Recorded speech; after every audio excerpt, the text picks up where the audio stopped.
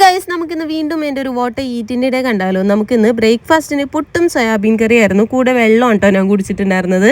എനിക്ക് പുട്ടിൻ്റെ കൂടെ കറി മസ്റ്റാണ്. തീരെ നിവർത്തിയില്ലെങ്കിൽ പുട്ടും പഴമൊക്കെ കഴിക്കാറുണ്ട്. പിന്നെ ഒരു 11 മണിയായപ്പോഴേക്കും ഇന്ന് ഹയാസിനെ പറ്റിക്കാൻ ഞാനൊരു തട്ടിക്കൂട്ട് മാംഗോ കസ്റ്റർഡ് പുഡിംഗ് ഉണ്ടാക്കിയിട്ടുണ്ടായിരുന്നു. പരീക്ഷണാടിസ്ഥാനത്തിലായതുകൊണ്ട് വളരെ കുറച്ച് ഉണ്ടാക്കിയിട്ടുണ്ടായിരുന്നുള്ളൂ കേട്ടോ. പക്ഷേ ടേസ്റ്റ് കൊണ്ട് ഞാൻ കുറേ അധികം അതിൽ നിന്ന് കഴിച്ചിട്ടുണ്ടായിരുന്നു. പിന്നെ ഇന്ന് ഉച്ചക്കലത്തേക്ക് ലഞ്ചിന് ചോറ്, മീൻകറി, മീൻ വറുത്തത്, ചീരത്തോരനായിരുന്നു.